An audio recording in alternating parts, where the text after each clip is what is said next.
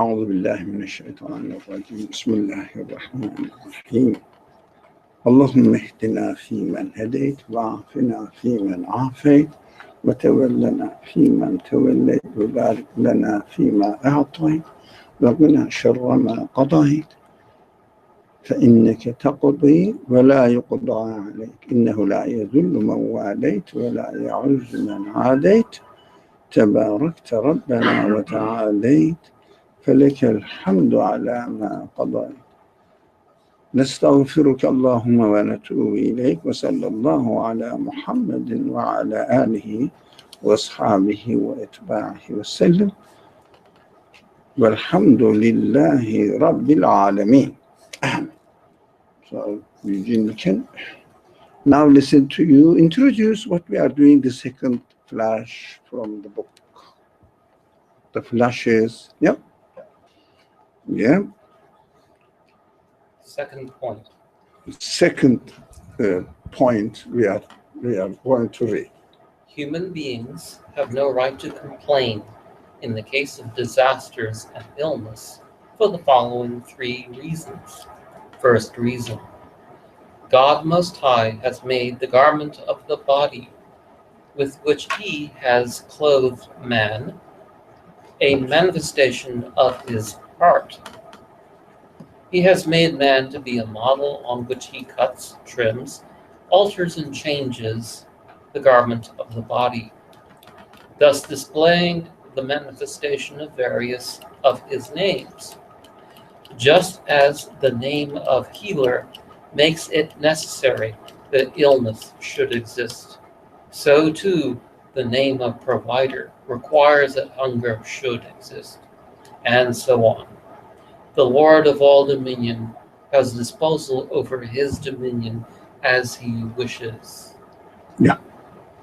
This is the first reason why we cannot complain what is happening to us. Whatever is created for us. Why? This is the text says, look, you don't belong to yourself, so your owner decided this order. That's what we have to generalize the case actually. Whoever owns the universe established the order. It is his right, not your right, not my right. This is one point. The second step now, however he has ordered, we have to understand one thing, that by looking at the order, the one who has established the order has wisdom in his creation.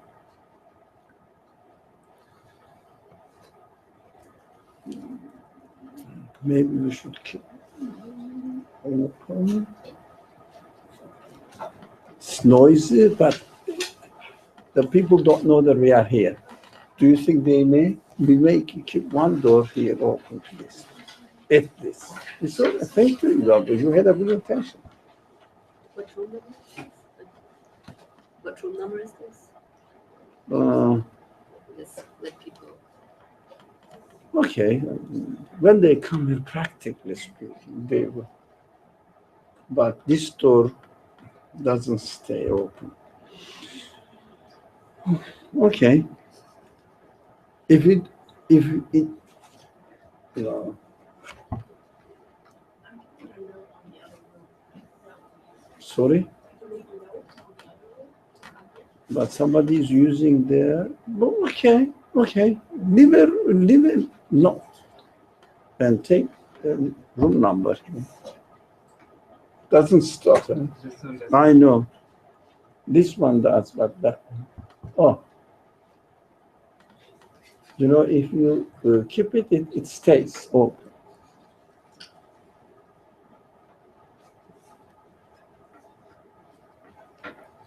Thank you. So one thing that we should understand, we should not take for granted that, okay, the property is his property. He can do anything he wants. Yes. Yeah, if it is your property, you can do anything you want. But we also have to think that my being belongs to the one who owns the universe, and I can see no crazy things, meaningless, purposeless things are happening in the creation. It means the one who established the order always knows what he is doing and for a good purpose. So we are created within this order. And whatever happens to us is the decision of the one who made this order of the universe. It's happening to me too. It is his decision. It is his decision. So we have to understand and respect that this owner of the universe and me does everything on a purpose. You get it? And there is great wisdom in it. So what is left to me now? Let me see the wisdom in what is happening to me. Do you get it? So we have to bear in mind that first, what is the purpose of the existence of this universe? Why does it exist? Look at the universe, and you will easily see that the purpose of existence of this universe is to disclose the qualities of its creator to conscious beings. And I am a conscious being. I understand which kind of maker, which kind of creator he is, so that I will refer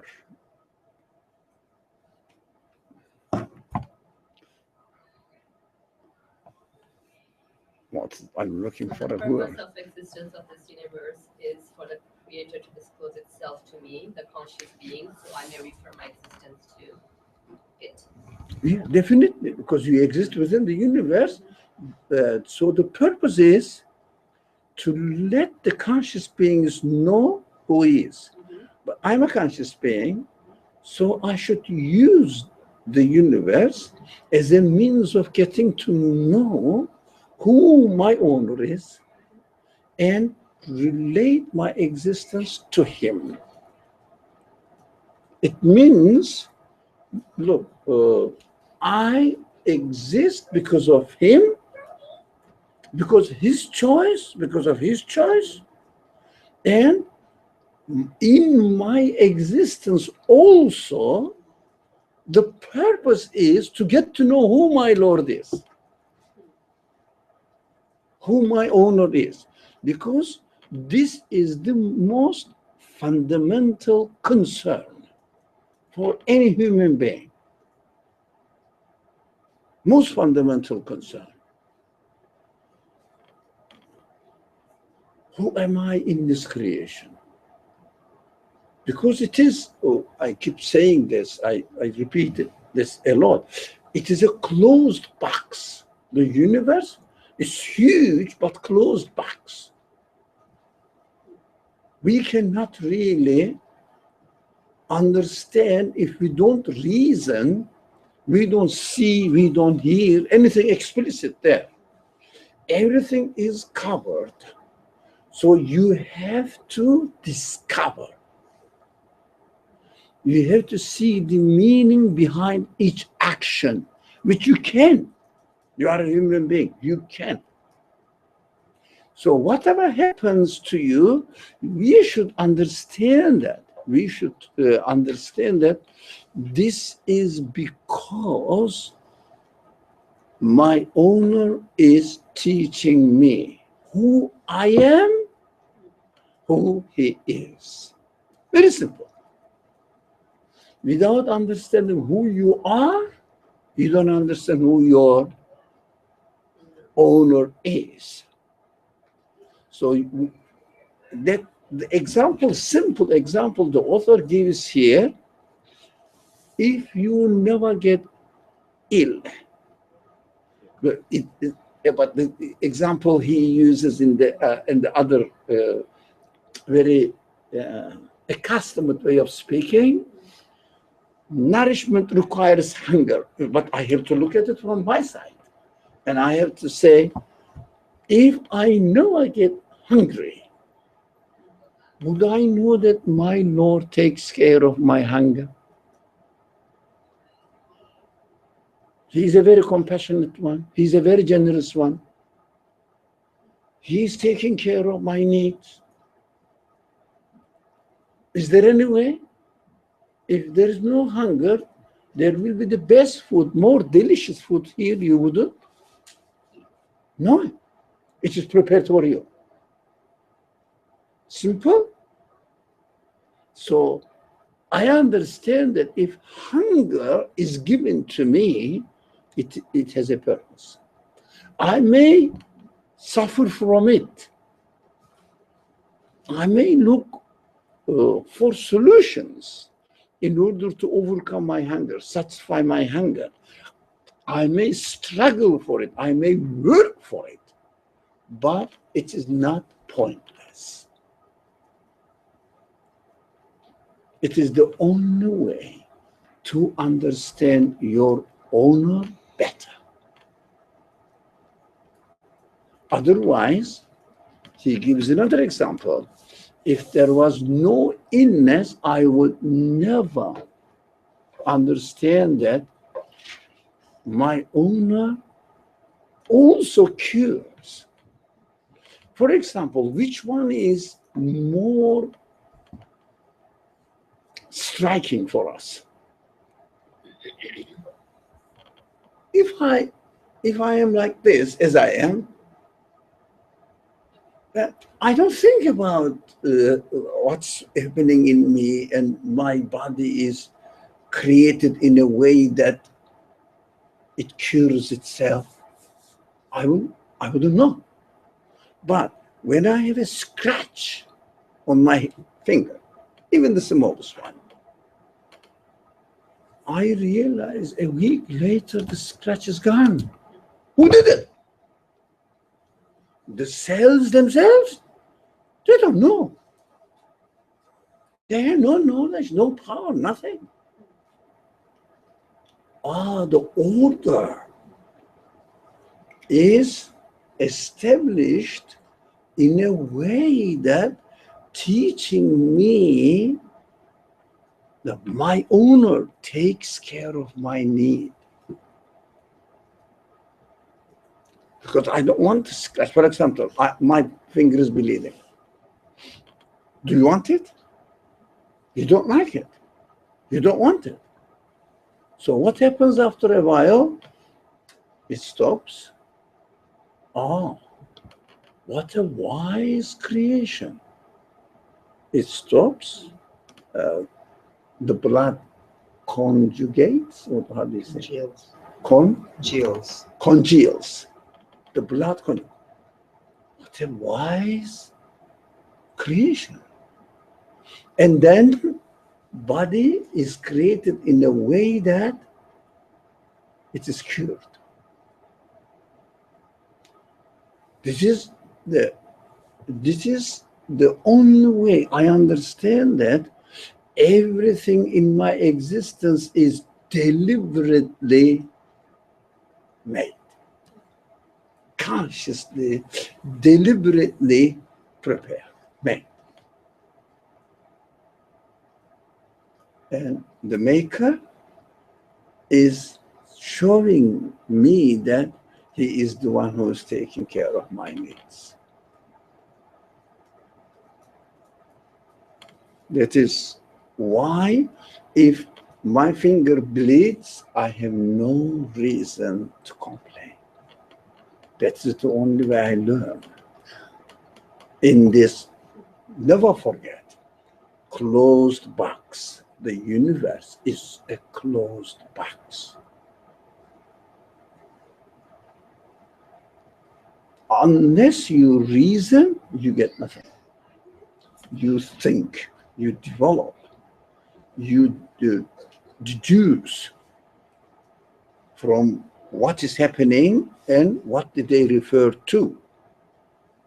You don't understand. And human beings don't understand why. What are we doing here?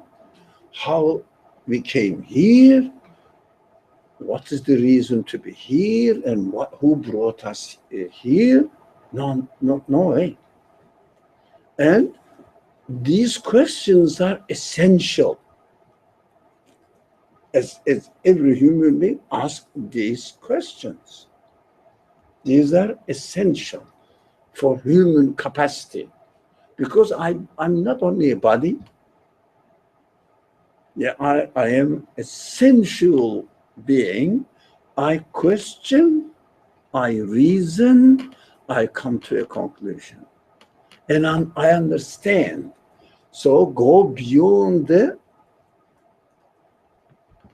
capacity of this universe, conclude who the owner of this universe is. There is a conscious owner. Right? That's the first reason, fundamental reason. We should never complain about it. There will be something happening to us. At the end, all of us will die. That is sure. Sure, or some people will be exempt. That's sure. Why? Why are we created in this way? Why everything else is made in this way? There is a wisdom.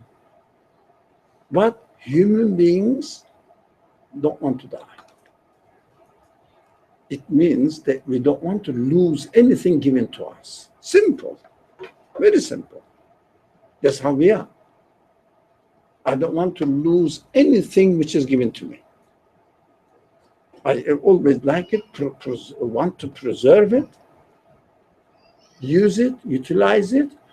For example, the energy, the power of thinking, sight, remembrance, everything. What happens? I don't want to lose it. If I start losing my memory, what do? Oh, what is the solution? What is the solution? How I cannot lose the memory. Right?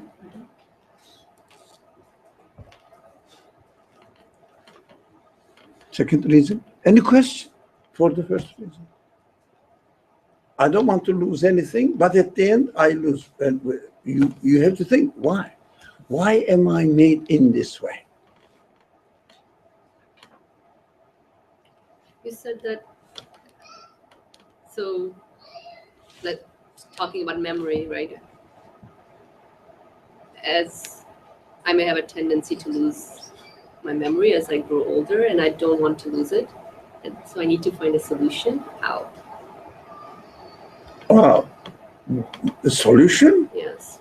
You have to understand the existence of this losing memory. Why do you think it is given to you? You need memory. Yeah? Let's say you never forget anything. Even you would notice that you have been given memory. Yeah? That's how we are.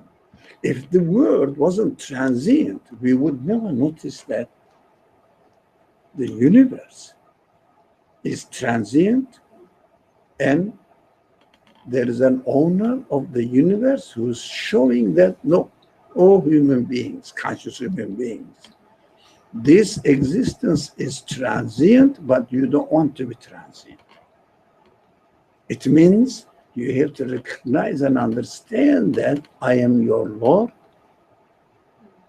I am the one who is not transient. I am the one who is permanent.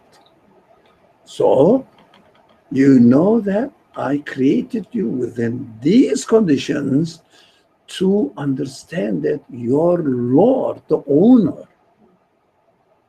is permanent. So your desire for permanence will be directed to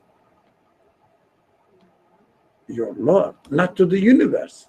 It means, my Lord is teaching me that he is permanent. It means I am created by a permanent one. Your existence gains confidence now, because my existence belongs to the permanent one. What do I do with that? So you don't worry about your transience. You don't worry about the transience of this world. You rely on him. That's what you are here for, to understand who your Lord is and attribute your existence to him. So you are relaxed. You are not going to go crazy. What some people do is they don't realize that, they want to be permanent, but there is no permanence in this world. And they always suffer from lack of confidence. What is the word? Do you know the confidence and opposite of confidence? Okay, lack of confidence. And they suffer. What they do now, you understand that they go crazy. As they hear that they are going to have any disease, any illness, and they are frightened of even hearing that there is an incurable disease, and one day they will die. They go crazy. Why? They don't feel secure. We are created with the need for security in our existence. Can we touch more on this feeling of security? So when you realize that you have an owner who is the permanent source, and then so he's taking care of you. Yeah. And he's introducing himself to you, and he's asking you to relate your existence to him. What are you supposed to do or feel relating your existence to him? So you're in the secure. You feel security now. That's it. You feel security in your existence. If someone says you are going to die, I'm all right. My existence belongs to the permanent one, eternal one. I don't mind. He gave me this life, he gave me this existence, and I acknowledge that, I understand that he is the one who's taking care of my existence, because he is introducing himself as the one who takes care of my needs. So I want to be with it, this source. Yeah, that's it. And what else do you want? You are secure in your existence. Okay. Out of no worry in your life. Nothing disturbs you. That is very clearly described in the Quran. Only if you believe, you will be among the farihin, those people feel, how do you translate it? Feel comfortable, relaxed, no worry. Saved ones, that they will enjoy their existence with pleasure. They shouldn't have no worry. I think like a sense of security can feel like you're less concerned with the questions that are like, oh, what if I get sick and die? What if I make a wrong decision? What if I do something that's wrong? Even though I have these concerns, but being aware that I I belong to the permanent one, you feel like, oh, these are just temporary decisions, these are just temporary concerns, and there's someone that's taking care of them. That's what I feel like a sense of security. Yeah. Sort of see. Like the concerns are not washed away, but they're less significant in a way. Or they have a function, and they fulfill their function. You get the result. You get the result, and you feel confident in your existence. That is the point. In the existence, not only of your body, your everything. Everything you are given and you like. It means you are made like them. And it's secure. You don't worry about anything. Only, of course, practically speaking, you take care of your life according to the conditions of the order of the universe, but existentially, you are secure. Existentially, you are secure. When you get hungry, you don't worry. It doesn't mean that you don't cook and you don't look for food. No, no. That is good that you are hungry. That is good that you get ill. That is good that you get old. That is good that you die. That's good because they have all purposes. It seems to be simple but very essential. Unfortunately, if you listen to the people, they always complain about God's being cruel. Why? Because he's creating this, he's doing that, he's killing everybody, he's giving the diseases to the people, the children are dying. Who's making this? Which kind of creator is? Or people then divide into two. There is no creator. The other people say, yes, there is a creator and he is very cruel to us. I have to fight against him. And becomes an enemy of God. There are the deniers of God, enemy of God. Yeah, the Quran says, be careful about the enemy of God. But denier of God harm themselves. Enemy of God harm everybody, human qualities. Denier of God harms his own humanity. So, enemy of God is very important. Because we cannot say that I am not a denier of God at all. No. It is a story. We ignore, we are fallible, we fall into lots of mistakes and interpretations. Temporarily, we break our covenant with our Creator. Although we said, I am created by God, many people say, I'm created by God, practice what the religious duties are, still complain about what happened to them because they don't see the wisdom. They don't understand. It means they don't have the security of Iman, belief in God or trust in God. So we have to educate ourselves. It never ends because it has endless degrees. Of course, we are speaking at a very fundamental level. If you trust in God, you feel secure. Okay, that's the principle. But trusting in God is easy? No, not for me. I don't know about you, but not for me. Trusting in God, when I'm studying this kind of subjects and talking about it, it's easy. But in the practical life, if something happens to me, oh, get angry. The smallest thing. For example, let's say if I tremble on something and fall, I just reject and get angry. I forgot that it is the best way of learning who I am. So it needs training. It needs training with no end. Training has no end. As long as we live, there is no end for our training. Why? every opportunity, every, if you like, creation, any kind of creation that we are subject to is an opportunity to reinforce your confidence in your security, in your life, in your existence, and get to know your creator better.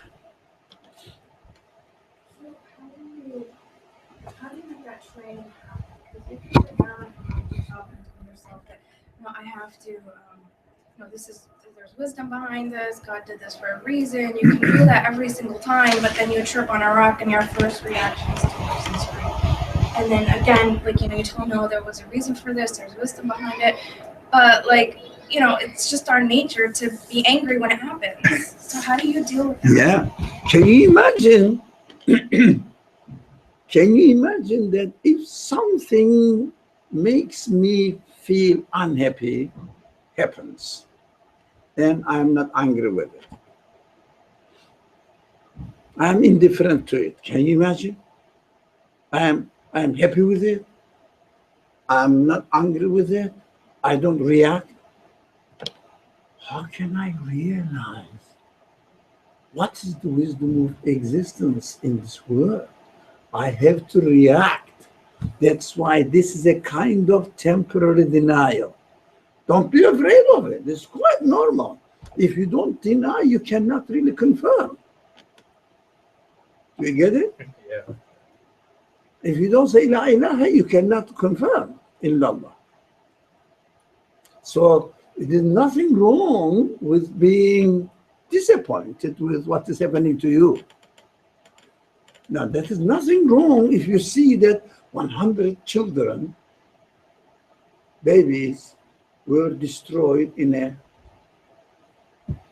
disaster.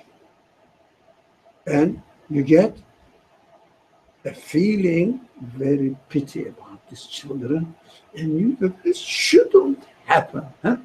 I say, it means what we are doing ultimately is criticizing the creator of this event. Yeah? Denying his wisdom. But we have to recover. Excuse me. We have to recover from this. I'm fine. We have to recover from this. How? By training myself on every occasion. The first thing, what is required of us, the very first thing is, never take your previous belief for granted that it's going to save you. You were sure yesterday that really everything is done by God and created by God, and that God is the most merciful one. I have to be satisfied with him. Today, it helps you to overcome the problem quicker, but it is not the absolute solution. You react. That's how we are created. If we didn't react, it would be a problem. So reaction calls me back to investigate the reality again. That is the way how we reconfirm, and educate ourselves. The best way, what we are doing here, is nothing. It's if somebody comes to our discussions and follows it, after a certain time they may feel that we are repeating the same thing. Yeah, we are repeating the same thing. Oh, we know this. We are believers. We know this. But when it comes to the reality, questioning the reality, then they don't feel secure. They just run away from questioning their reality, seek refuge into their prejudice. We are Muslims. I'm saved. I am going to be given the paradise. Yeah, I am going to be put in paradise. Okay. Well, I'm not saying no. I don't know. I don't know. But this is not the solution. We have to struggle with our day-to-day practice of life. That's why we are given this opportunity again and again and again. Those people who have three meals a day, they feel hungry 3 times a day. No way. If you get used to having 2 meals a day, you feel hungry 2 times a day, again and again until you die. You get it somehow? That is training. That is training. Every night you feel tired. Every night you feel tired. You go to sleep, you wake up, and the following day, still you feel tired again. Why? That's a continuous training. But we have to learn how to interpret, how to understand this training. Otherwise, we would be living like animals. Yeah? Animals, when they feel tired, they sleep, and when they are okay, they wake up. When they are hungry, they look for the food. When they are not hungry, they don't.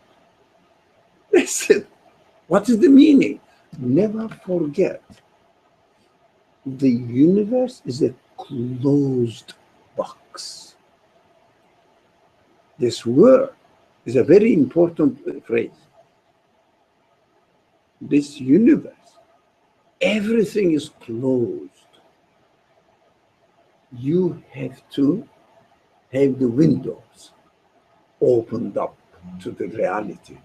The universe itself is utterly meaningless. Those people who don't want to go beyond the universe, what do?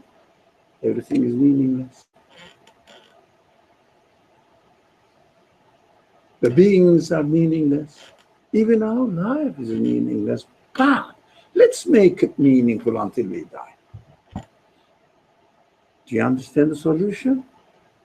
After you die, you will be left with nothing as far as this universe is concerned. Why do you cheat yourself? Meaningless. There is only one way of getting out of this meaningless life and existence: to reason and find out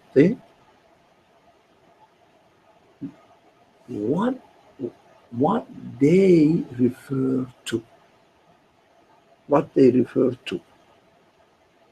What does it mean? It means, can you imagine there is a book which has no author? I say that there's no author. What do you do? What do you do? Even when you read the book, the sentences are meaningful. What you conclude? So what? Meaningful, but happened to be by itself, accidentally. Accidentally, it happened to be meaningful. That's it. It doesn't introduce you to the author. That's why these obstinate atheists keep saying that just entertain your life. Ultimately, there is nothing. But everything is meaningful, but their being meaningful is meaningless. Do you understand? Yes. That's what the materialists say. Materialist philosophers say. The universe's being meaningful is meaningless. So meaningful for what? I don't know.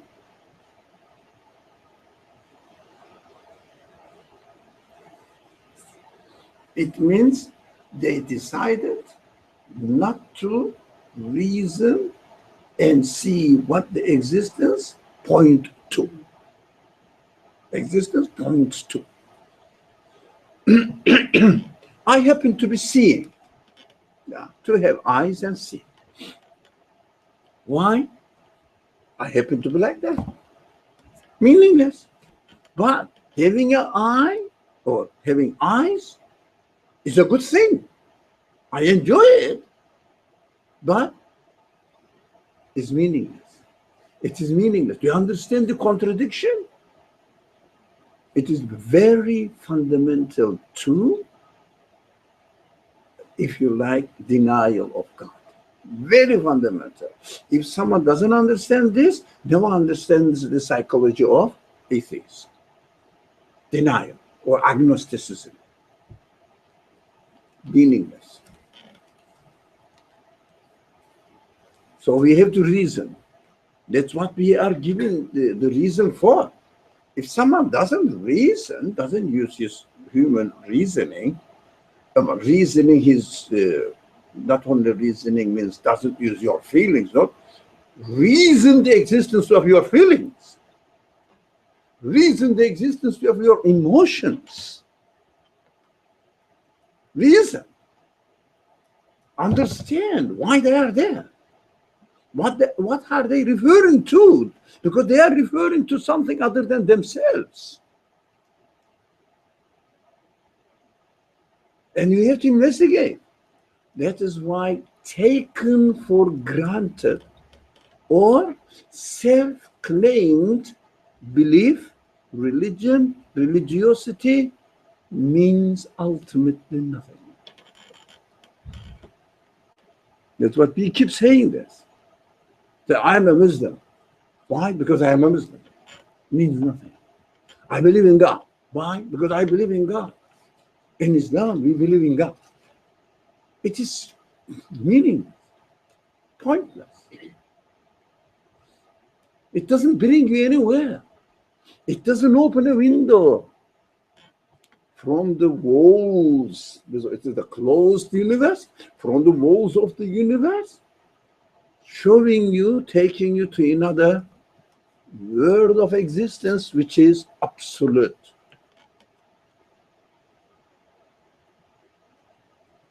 We have to utilize it. We have to benefit from it. It is not a cheap thing to get. It's very important. Yeah, we have to thank the Creator who gave us this opening, if you like, this opportunity to realize that my being is really, really a meaningful thing and enables me to understand what my reality is.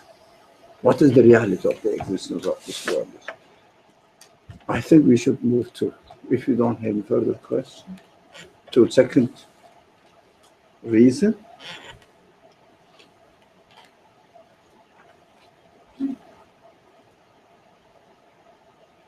It is by means of disasters and sicknesses that life is refined, perfected, strengthened, and advanced. That it yields results, attains perfection, and fulfills its own purpose. Life led monotonously on the couch of ease and comfort resembles not so much the pure good that is being as the pure evil that is non-being. It tends, in fact, in that direction. Yeah, I think we covered this, although literature is different or the vocabulary is different. If we didn't have any problem, any reaction, if you like, any denial, temporary denial, maybe, depends on one's position, reacting automatically. Yeah? Why is it happening? It shouldn't be. It's horrible. I don't like it. Yeah, this is our reality.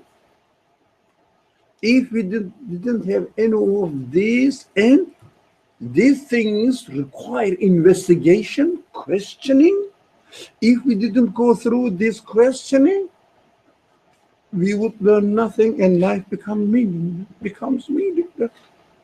No fruit. You learn nothing. Yeah. So non-being is evil. This is another subject, but we can discuss this. Non-being is the evil. It means if we did have no reaction at all, it looks like non-being. Yeah? You don't realize. Let's say there is no day and night. There is no day and night. There is no hunger and satisfied eating and getting satisfaction. There is no tiredness and getting relaxed after sleeping. Nothing. Just you don't need to do anything. Even the breathing is given to you freely. You don't need to even breathe. What do you think? Your life will be like nothing. Static, like a wood or stone. And this is a human being. As a human being, stone is a stone, yeah. But as for us, we have to go through all the problems of, they call it skirmishes of life, problems of life. We have to go. So we have to struggle. What does it mean? What does it mean? What am I learning from it? So it becomes a source of pleasure. For example, those people who work in laboratory, they discover nothing. I'm looking at you. Yeah. I think you work in lab as well. Huh? Yeah. You discover nothing. Everything is the same. What do? You just don't go there anymore. You don't do any experiment because there is nothing changing. You are not learning anything. You are not discovering anything. You are not facing any challenge.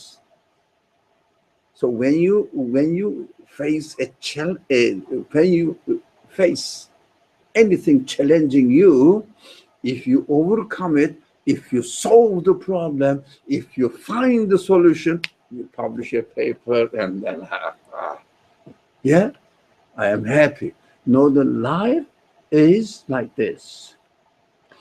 Without the problems, without the things that disturb us, life will be monotonous. And monotonous life is like you are not living. You are not experiencing anything. And it is very harmful for you. It is the source of evil, as the text says. Source of evil. That's why when the civilization of a certain group of people goes or reaches the peak, the population becomes lazy. When they become lazy, the civilization starts going down, and at the end, it is destroyed. Yeah, high days of any civilization is the beginning of decline. Yeah, that's why if you have some problems and struggle with the problems, you improve your talents. Yeah. One of the way of explaining why the prophets were usually coming from, generally, poor background, they were shepherds. Why? Because the shepherds are the people who live the harshest life condition. And they learn how to struggle with the hard conditions and to overcome it. It means if they encounter any challenge in life, they say, I have to find a solution. Struggle. And that is how they struggle against denial. They say, is it really true? I have to question.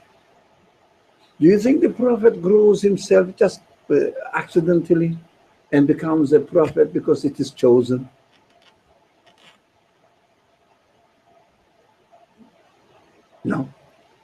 No. So they are trained through the hardship of life. And when the revelation comes and gives the job to them, they really appreciate it because they know. If someone never ever experienced hunger, is there any way that this person really will appreciate the value of food? This shows that today's children, they are fed without really being hungry and needy, and they say, I don't want this. Yeah, yeah. I have to eat always this. I want something else, whatever. They are choosy. But if you are grown in a family condition, like me, never having a meal which you can get to your fill unless it is Eid. No fill. No. There is no, I don't remember one day that the food is left over at the end of the meal in the family. I don't remember. We were fighting with each other, the brothers, sisters, fighting. But it helped me grow my consciousness of the value of what's given to you. Yeah. So it helps me. Otherwise, I would be an obese sitting there and keep eating, and complaining. Why? Because they keep putting weight on. And they know that it is very harmful for them. They don't appreciate it. Right? Whatever. That's an example. So hardship in life is not always to be blamed. But it doesn't mean that you should put yourself in hardship and torture yourself. No. But when it is given, you understand that it's not harmful. It is good for it. Why? That's how we learn. I think through this hardship. Look, without struggling with denial, you cannot confirm your reality. Yeah, you have to struggle with denial. You have to face this denial case and struggle to find an answer to it. So the Quran, there are many verses in the Quran says, do you think that God is going to leave you alone because you said, I believe? Yeah, do you remember these verses? Because you said that we are believers, so God will take care of, so we wouldn't suffer from anything. Yeah. Why do you think that sometimes the prophets are defeated in the war, for example, by their enemies? If they are guaranteed that they will definitely win, what happens?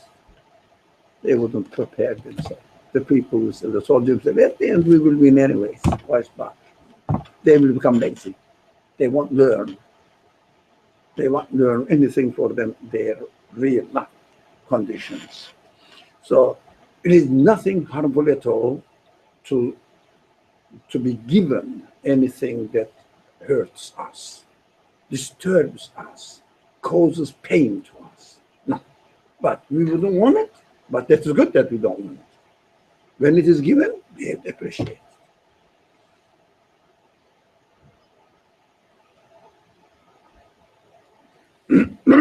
Excuse me. Yeah. This worldly realm is the field of testing, the abode of service. It is not the place of pleasure, reward, and requital. Considering then that it is the abode of service and place of worship, sicknesses and misfortunes, as long as they do not affect belief and are patiently endured, conform fully to service and worship, and even strengthen it, since they make each hour's worship equivalent to that of a day. One should offer thanks instead of complaining. Worship consists, in fact, of two kinds, active and passive. What is meant by the active is obvious. As for passive worship, this is when one afflicted with misfortune or sickness perceives his own weakness and helplessness, and turning to his compassionate Lord, seeks refuge in him, meditates upon him, petitions him, and thus offers a pure form of worship that no hypocrisy can penetrate. If he endures patiently, thinks of the reward attendant on misfortune, and offers thanks, then each hour that he passes will count as a whole day spent in worship. His brief life becomes very long. There are even cases where a single minute is counted as equal to a whole day's worship. I once was extremely anxious because of an awesome illness that struck one of my brothers of the hereafter. But then a warning came to my heart. Congratulate him. Each minute he spends is counted as a whole day's worship. He was in any event enduring his illness in patience and gratitude. Thank you. I think the key point here, as long as they don't affect belief. What does it mean? If you don't interpret it in a way that will help you understand your creator and your real situation, then it is harming your belief. Then you can be very careful and say that, no, it shouldn't be so, it shouldn't be so. Take a negative attitude towards it. Otherwise, anything happens to us, of course, out of our choice, as the Creator gives us. Let's say the weather is very cold, and without noticing, I took all precautions, but still something happened to me. Yeah, I studied, but just the exam day, of course, not a psychological problem. There's a problem there because I stress out. It is my mistake. So something happened that, let's say, an earthquake happened. Yeah, I got hurt, and I couldn't go to the exam, for example. What happens? Nothing. Don't worry.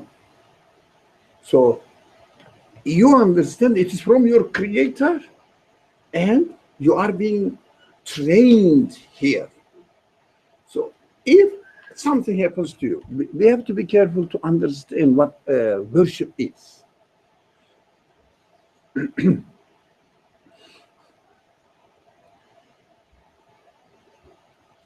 Well,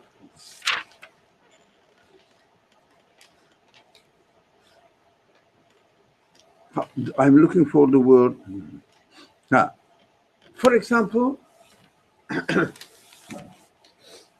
why a moment of distress is counted a day of worship? What does it mean? What does it mean? A moment of distress. If you use this distress as a means of acknowledging your reality and the purpose in your existence, that is the purpose of your existence. That is worship. That is worship. There are many narrations, seems strange.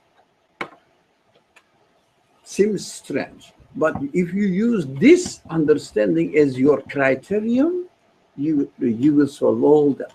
It is a problem in understanding the hadith narrations. It's not easy. You will solve all your problems if you use it in order to understand or fulfill the purpose of your existence. It means know who your Lord is. First, know who you are.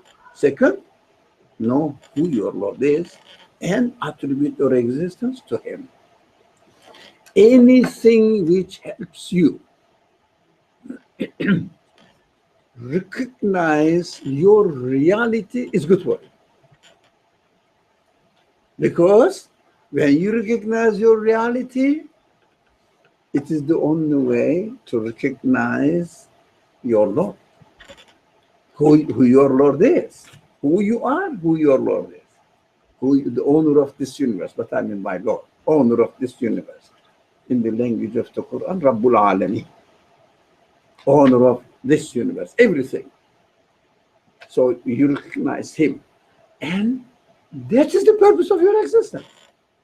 Otherwise, do you think we came here, we are created here, just stay here and learn nothing, experience nothing?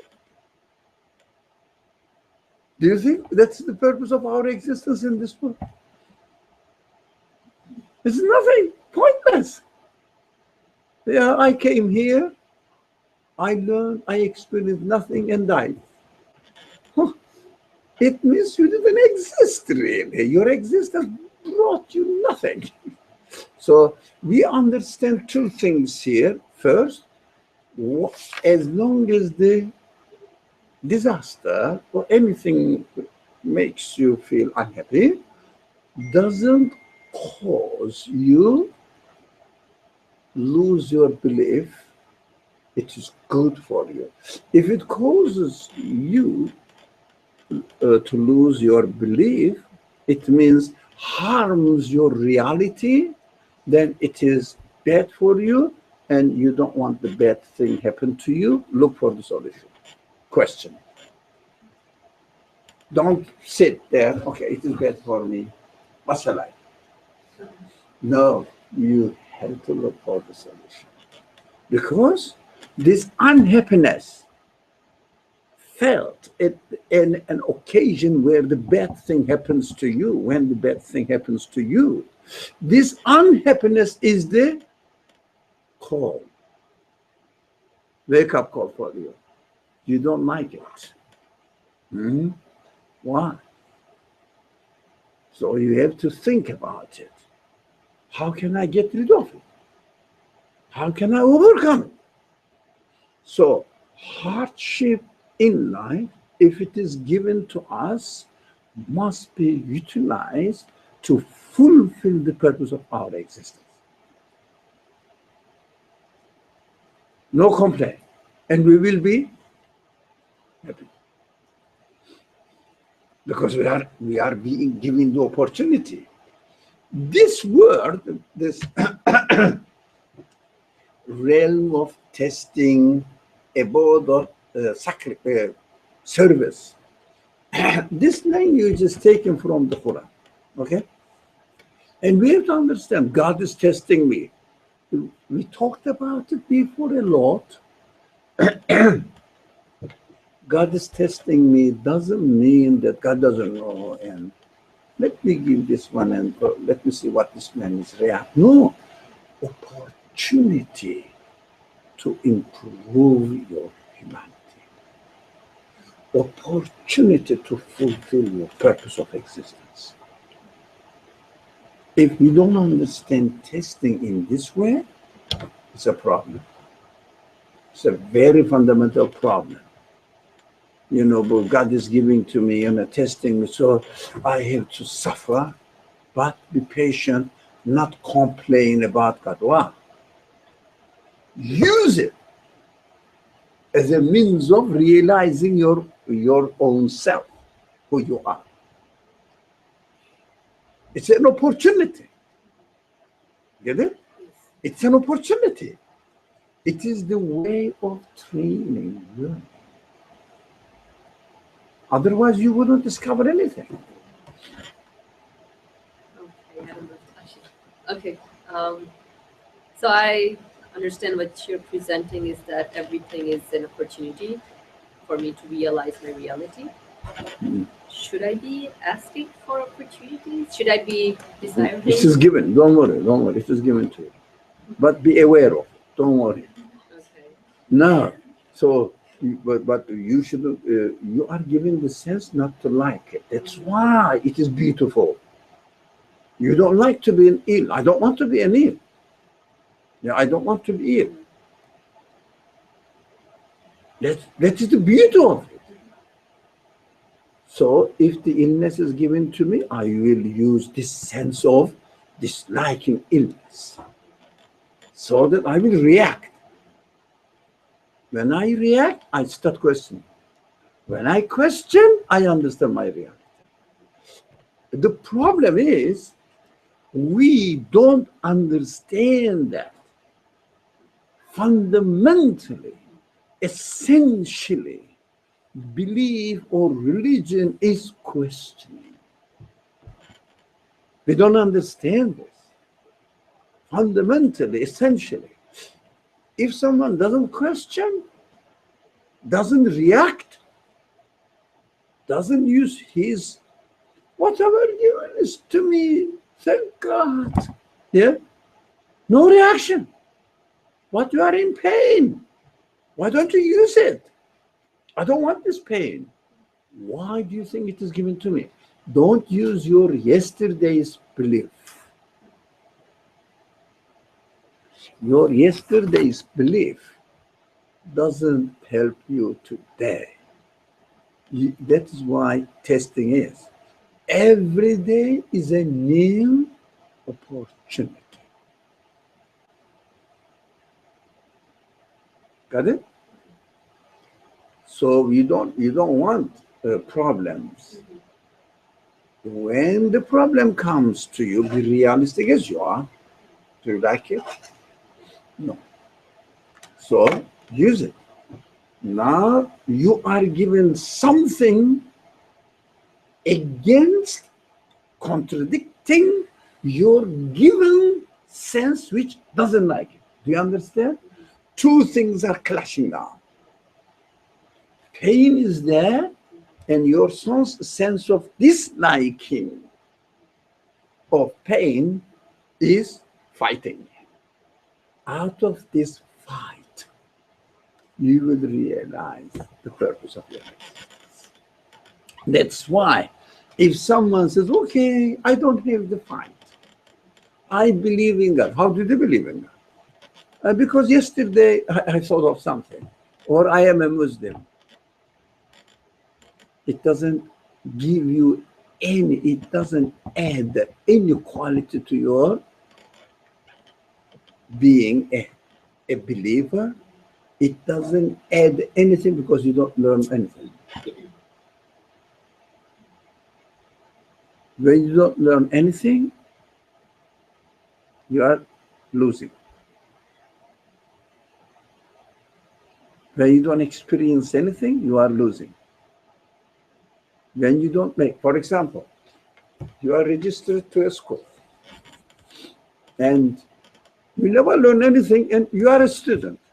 First year, second year, third year, sixth year, seventh year. You are a student, but you learn nothing.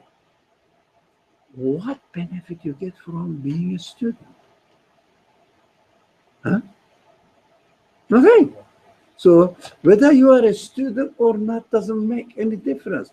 You are a believer or not doesn't make any difference. It has no value. It's not belief. If someone really believes, he loves the struggle. Because out of this clash, belief springs, if you like. You have to react. You have to question, and then answer comes. If you don't question, no answer. That's why taken for granted belief or religion doesn't add anything to you. You are a loser. You may claim big. You may pray every day, every moment. Doesn't add you anything.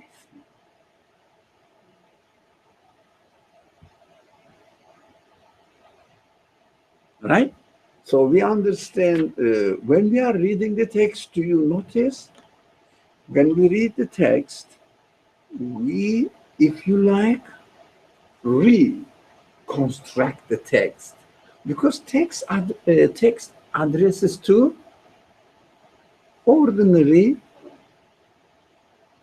Muslim population, tries to teach them how they should utilize their culture and change it into a conscious belief. So if we don't pay attention to this, you learn nothing from the text. You have to ask the purpose. Why are you saying this? What does it mean? If you are ill for you keep hearing from the hadith narrations. If you are ill for one day or for an hour, for example, if you are patient with it, yeah, you will be rewarded as if you have worshipped God for a day or more. Did you hear this hadith? Yeah? Yes, no? No. You haven't. Okay. Did you? If you are patient with your illness, you do it. Huh? Sorry? I want to know that God is with the person who is down. That's why you don't want to visit the Can somebody help me?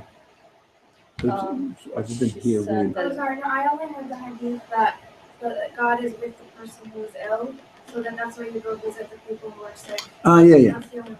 So yeah. That is also famous hadith. Yeah. So that they said, go and visit the ill people. So what? What are you learning from it? Yeah. So we have to understand the purpose of sayings of the Prophet. What are you benefiting from? You went to an ill person and you went there. Okay, an atheist also goes and visits an a ill relative or friend. What is the point? So you have to understand that the Prophet is speaking. What is the purpose in the speech of the Prophet to teach you what your reality is? Yeah? And how can I learn my reality when I visit a in person? Huh? You have to question. Because the purpose of the teachings of the Prophet is to teach you what your reality is so that you will understand who your Lord is. This is the purpose of existence. The prophets are here to teach us what is beyond the outer, how do you say, the box of this universe. So you have to question, why do you think the prophet is telling me this? So it is up to you now. Yes, I'm going to visit an ill friend or person, yeah. And the prophet said, God is with him. There's a hadith, yeah. It's a good hadith, very good hadith, excellent hadith. God is with this man. What does it mean? Ill man. What does it mean? It does. Yeah.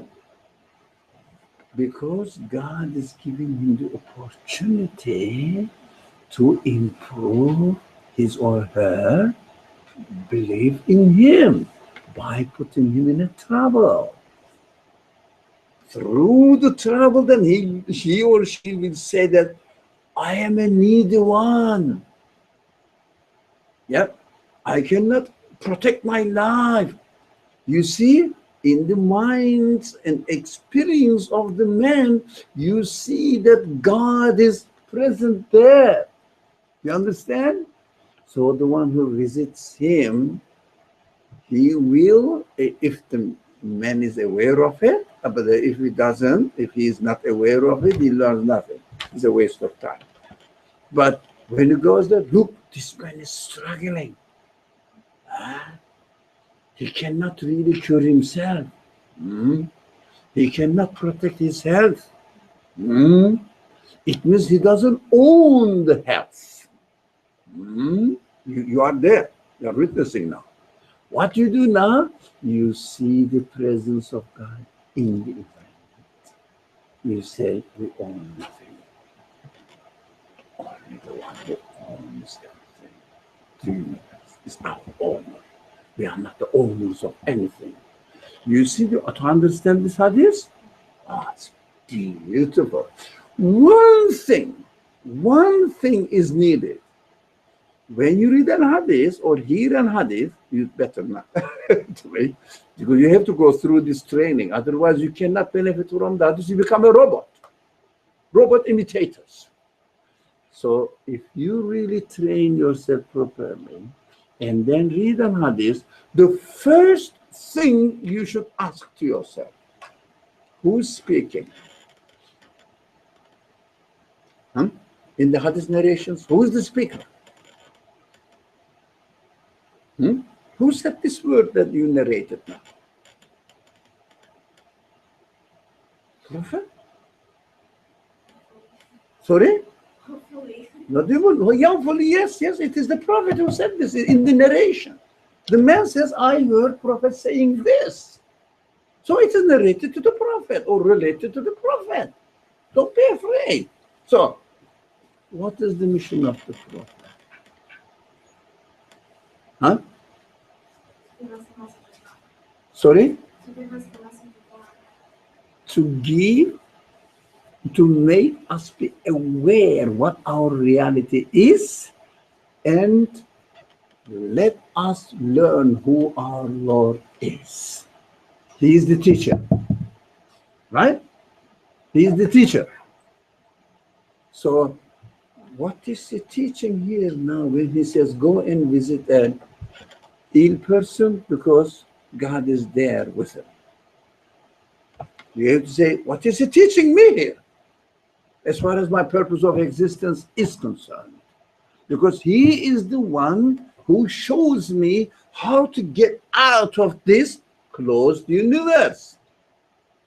That's his mission. Don't speak with what you heard before. I'm not saying accusing you. Be careful.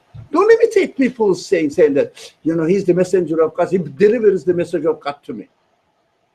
So what is the message here? When he said, go and visit an ill person, God is there. God is everywhere, man. Are you crazy? What are you talking about? God is the one who creates the universe. What are you talking about? You are not a prophet, you are a liar. If you don't understand it. Yeah? So how are we going to make sense of it? Only by putting this narration within the context of the main mission of the prophet, which is to teach me what my reality is, so that I will know who my Lord is. If we don't use this frame of thinking or criterion, you never understand anything from, even you've memorized all hadith books. Never. I tried. Impossible. Impossible. So that's why I say, if you don't have the principles and methodology, don't waste your time in studying either Quran or the hadith and hearing hadith narrations. It is waste of time. You have to develop the methodology first. All of us, not only you. Now your turn, sir. Yeah, I understand how you explain that and the implications of it. The word choice for me is, we touched on it just a second, why are you saying God is with him, this person, when obviously everywhere, right, is God? So is it, as we explained earlier, when you don't have something, so let's say you're never thirsty, but you don't understand that you have this need, and so you don't connect them with God, that as an observer you are able to experience when you witness somebody Needy. Yeah, needy, I guess. Yeah. So you say, we what we do, we relate to ourselves and empathy. We establish, we are needy.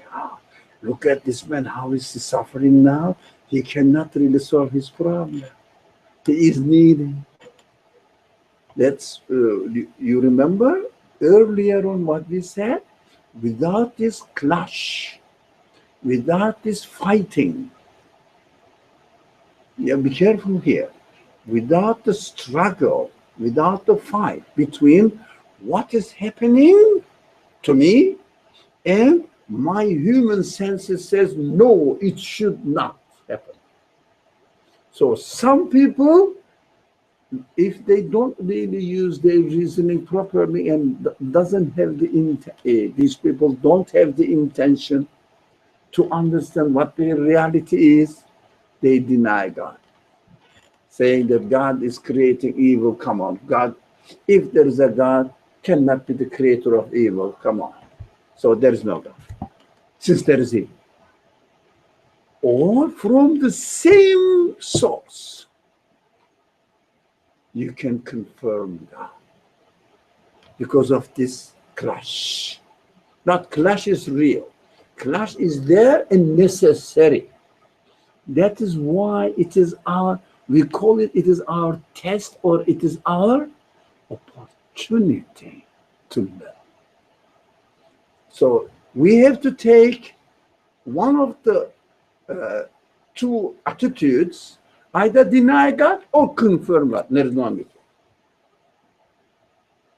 There is no in between. People think that they will get away from it by saying that I don't know what's true. It is problematic. I gave up. The lazy. Laziness is not the solution. Human beings must struggle. That's why without struggling, without questioning, without really taking the pain of solving any problems that we are facing, we cannot develop and strengthen our belief. We cannot have a belief. Well, yes, born Muslims, they have struggled for nothing. You understand? It means they have no value. But potentially we are able to struggle, we are able to come to a conclusion, potentially, right? So potentially we can confirm the truth.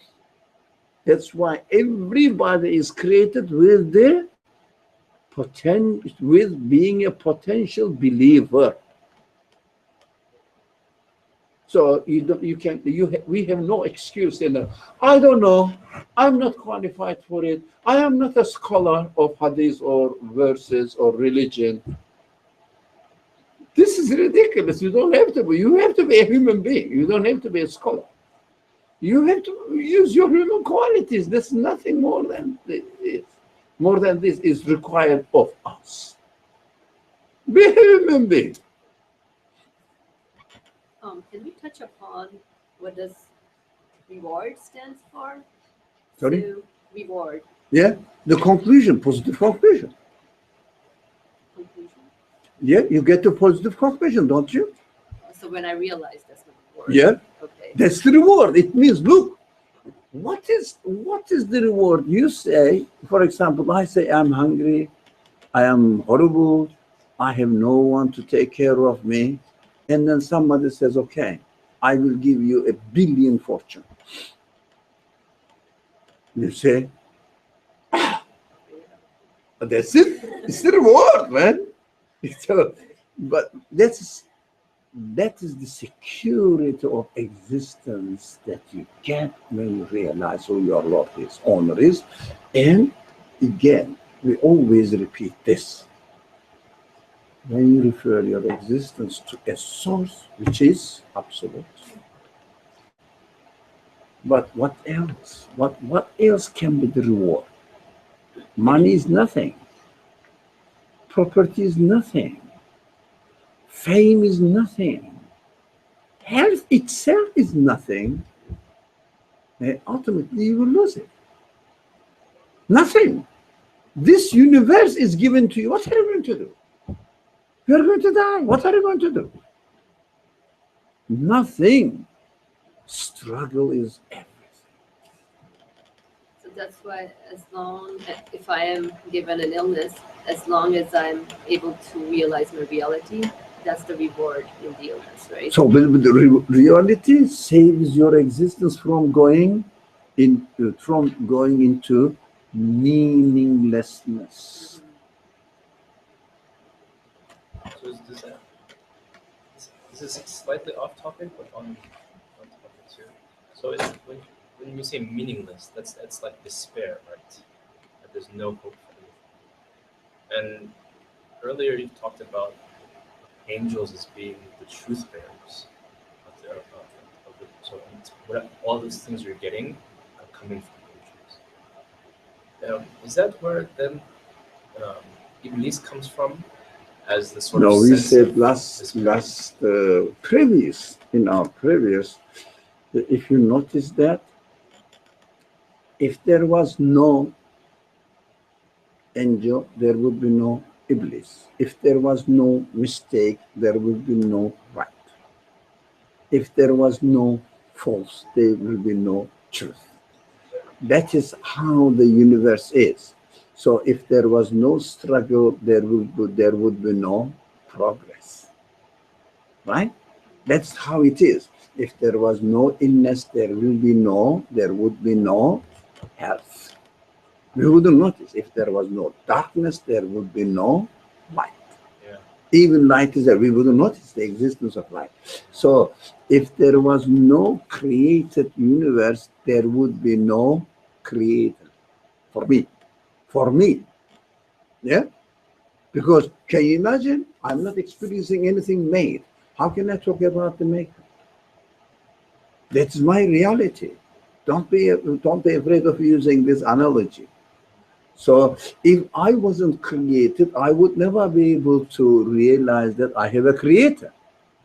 If I wasn't needy, I would never be able to understand that somebody is providing my needs, satisfying my needs. So these are beautiful things. We shouldn't shun away from them. So if there was no evil, there would be no angels. If there was no paradise, there would be no, you carry on. No. Yeah. If there was no hell, there would be no, sorry? Heaven. Yeah, paradise, heaven. What does it mean? If there was no kufr, there would be no belief, iman, belief. If there was no denial, there would be no confirmation. So this is the word of contradictions, if you like. We call them, the Quran calls them pairs. The universe, it consists of pairs. There is nothing singular, alone. Only if you conclude only out of the universe, in the universe there is nothing. Absolute has no pair. Because if the absolute had the pair, cannot be absolute, logically. So you say, apart from God, nothing can be ahad. Right?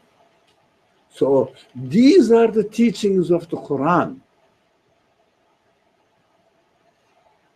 So we have to understand what the Quran is emphasizing on, teaching who Lord is. So Yeah? this is why you place so much emphasis on not being afraid to go from one to the other, just like that. Yeah, it is always.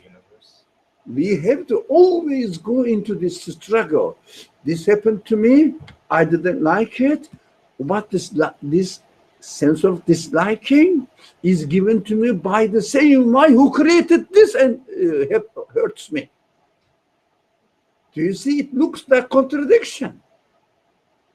It looks like contradiction, but this is the only way I can make progress. I can learn the truth. It is beautiful. If there was no transience, there would be no sense of permanence. So that is how this universe is created, right? That's the nature of this universe, and we have to experience and benefit from this nature. In another creation, type of creation, it may happen another way, I don't know. None of my business. I'm not going to make it. So creator creates another type of creation where there is no contradiction. Yeah. Still there is what people think that in paradise there is no problem. No, no, no, no. In paradise there is no problem, but there are endless degrees. One. Another thing, you know that hell exists over there.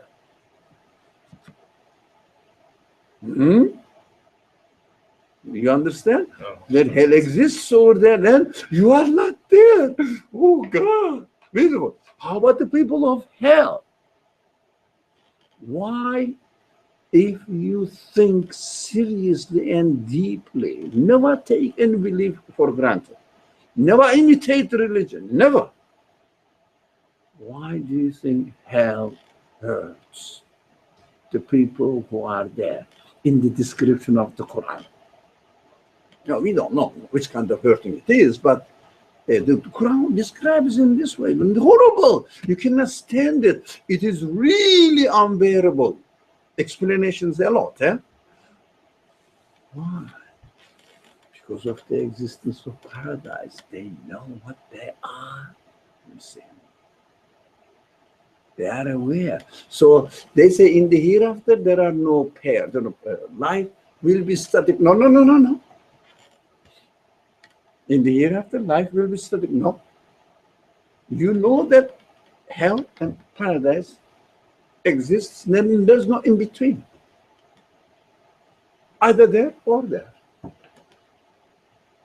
It means in this condition, conditions of in this world, either denial or confirmation. There's no in between. If a person says, I believe in nothing, forget about it, I'm not going to think about it, it means he doesn't want to confirm. But he doesn't dare deny it either. Yeah? He doesn't say that he's not satisfied. He just thinks that by saying so, he secures his future. No, but these are fundamental matters that we have to think. It is not difficult at all. No. You may think that, I never heard this before, and this is a new thing for me. All right, doesn't matter. But these are not difficult things. These are very easy, but you have never heard. Yeah, it's a lack of training, lack of education. That's why we are here, to learn this. And we have to appreciate it. If we are not constant, we lose it, we forget it. Is it not true that God is merciful to those in hell who finally realize what their mistakes are? I don't know the life there, but what I understand, the existence of hell is nothing harmful. That's why I learned that I shouldn't be there. It's beautiful. So can you imagine if that equation, it is beautiful. Existence of hell, yes. Existence of hell is beautiful. I love it. Doesn't matter that I'm not going there. No. Even I go there, I love it. Because it is necessary. Can you imagine? Don't think of the existence of hell in its own terms there, in another creation. Now, in this world, because Quran speaks to me within the conditions of this world, can you imagine that you never realize that an equation is wrong? Is there any way to look for the right equation, right answer to the equation? Can you imagine that you never realize that this action is wrong? Yeah, you feel it, huh? that it is wrong. No, no, no. Let's assume that it didn't exist. Are you going to look for the right action? If you don't think there's a problem, no. No. It means you will never learn the truth. So existence of mistakes, existence of wrong is beautiful. That's how we learn it. Learn the truth. Never say existence of it. Sorry. Never say that these are, if only it didn't exist. No, no, no. Existence of illness is beautiful. That's why people really dig into the biology of the structure of biological beings, so they find out what is the benefit in it. How can I use it? How can I utilize it? Yeah? Because we don't want to remain ill. We want to get rid of illness and gain healing. That is how we discover the reality better. It is beautiful. That's why we say denial is necessary in order to reach confirmation. Right? It seems to be simple, but practically not at all. So only the horrible situation of hell that I look for an escape from it. I search for it. Yeah, in this world. So to go to hell is different from the existence of hell. So existence of hell, existence of wrong, existence of the pain is beautiful. But I don't want the pain. That is the beauty. Yeah, that's how we learn. I don't want pain, and there is pain. What is God doing? If you like, let's say, if there is a creator, he created me, and he created the illness as well. Yeah, but if there is a God, yeah. So what we say? We say, no, God is. He's crazy. Seems to be, but only through this conflict that we learn. We are needy. He is the one who takes care of us. That's how we learn our reality, who we are. If we didn't have any negative attitude towards illness or pain, let's say somebody is cutting my hand and I don't feel any pain. Or I'm cutting my own hand and I don't feel any pain. What do you mean? I am not reacting. I'm not looking for a solution. So I'm not really looking for a cure. I wouldn't explore for the solution. And I would learn nothing. And you would be still in the illness or the terrible situation that you're in if you don't find put in the effort to find the solution. It means, and then be rewarded with that solution to get out of that problem. So it means seeking a world where there is no trouble in the conditions of this universe is wrong, not good at all, no benefit in it, and it looks like as if pointless existing in these conditions of the world. Pointless. Do you understand? Well, the conditions of the misery. Yeah, for example, yeah. So we want to get rid of it. People struggle, human beings struggle. How are we going to overcome poverty? Huh? How are we going? That's why we say no. We have to get more and distribute it equally or justly. Blah blah. There are lots of investigations. That is beautiful. That's what we struggle, we learn. So our point is learning for one purpose, the purpose of our existence. Not only solving the economic problems and dying in comfort for nothing. Yes. So, like a couple weeks ago, I had the opposite dilemma where Opposite what? dilemma, like just Dilemma. in my head. You said Where- dilemma. Yes. Yeah. Where, like, I mean, I believe in hell. I believe in the existence of hell. I believe in where I'll be punished for what I did wrong. How do you believe that? I just that's No. that's- It's not belief. It is not your knowledge. You heard about them. Yeah, so, but in my, So don't say I believe. No, you heard them.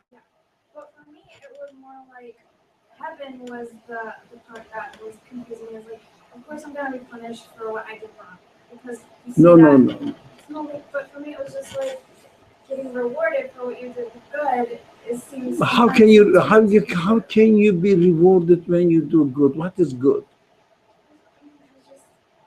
For me, it was just like, I'm going to be punished, but am I really going to be rewarded? Can I tell you something? This is nothing but a very Sunday school culture. Helps you nothing. Nothing harms you. Doesn't help you. Be careful, because this is a reference saying that I believe without knowing what it is. No, we have to be realistic within the conditions of our life. Yeah? So that we conclude, we have been discussing this because you are in dilemma, with your culture, cultural background, your memorization, your childhood memories. I don't know whether you have been to Sunday schools, and maybe you are coming from a religious family background, maybe, or some people told you, or the narrations. These are just narratives. So we have to have base for all of the things you said. You have to have the base here in this world. Through your own conclusions, through your own understanding realizations. And then you conclude that, oh, the creator of this universe says, I am going to create in another world. But we can't do everything. He's absolute. Possible. So apply it here.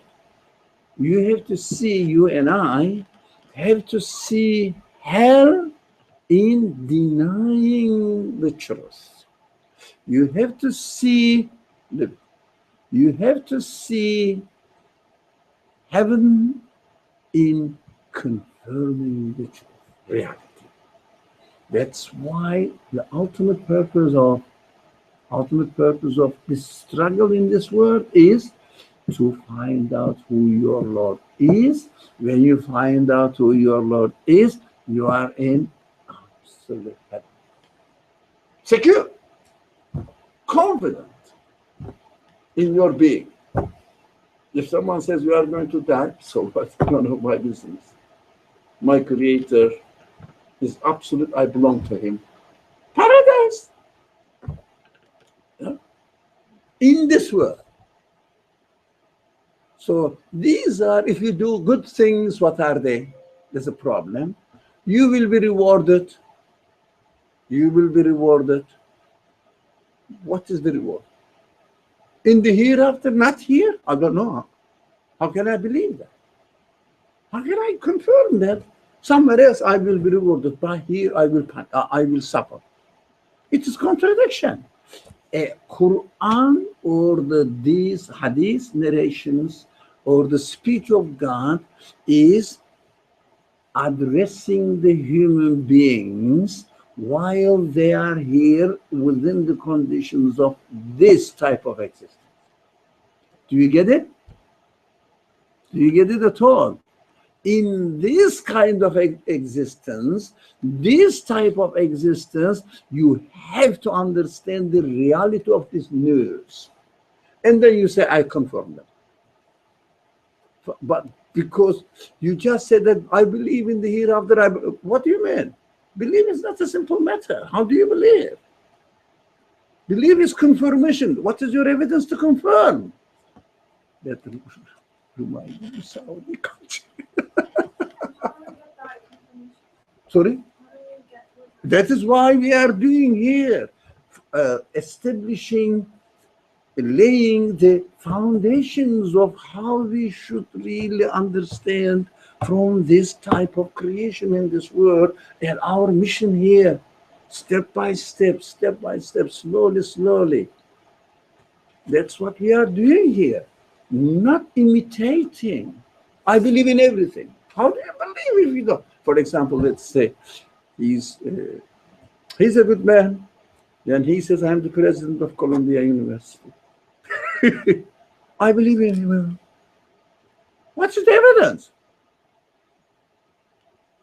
No, he's a good man. He can be here. But if you say, look, he did this, I saw him doing this, and of course, exercises his authority over the things, then I know he is the president. According to the evidence, you know that he is the president.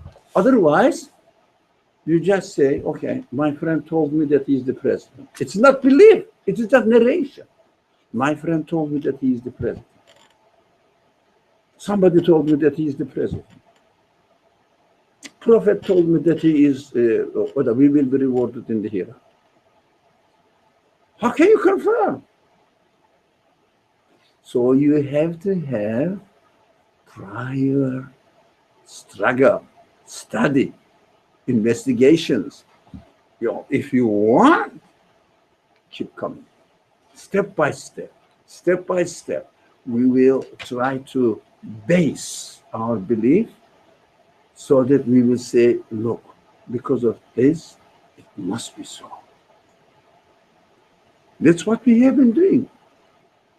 But today, did we say anything which contradicts your humanity, human reasoning?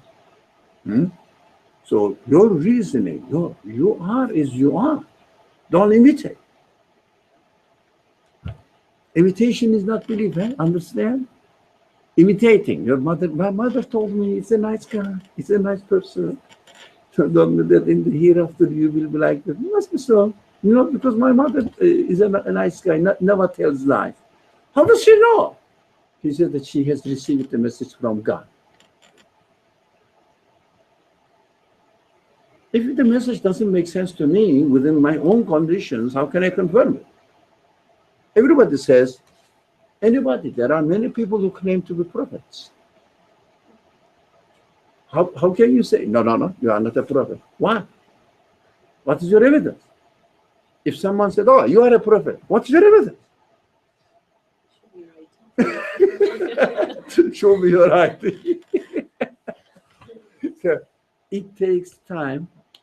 It is easy, but to get rid of this crap in your mind is not easy. That's what it keeps you in dilemma. What you have to do? You have to go step by step to confirm. You understand, they refer to this and I didn't know. Yeah? What you said is not wrong. But you claim that you believe in them is wrong, baseless. Do you understand the difference? But be careful, huh? The difference is, after you claim that you believe this man is the president, right? Do you have any evidence? No, your claim is false. In reality, he may be the president. Doesn't matter, because you have no base for it. Your claim is false. In order to solve this culture that you sometimes encounter, you have to understand this. The content of the claim is, for example, if we give this example, you solve a problem, an equation, and you heard that the answer is, let's say, 5. Yeah. So the real answer is 5. Yes, that's correct. But you cannot demonstrate it. You cannot demonstrate it. You just imitate what you heard. Your claim is wrong. Even the answer is 5. Answer 5 is right. Your claim is wrong, baseless. You understand the difference? You solve many problems with this. So we have to learn a lot. Really. For me, it's taking me decades. Bismillah ar-Rahman ar-Rahim. You have to stop it. Subhanaka la ilma lana illa ma 'allamtana innaka anta al-'alim al-hakim. Wa akhiru da'wahum alhamdulillahi rabbil alamin. بحرمة السر سورة الفاتحة.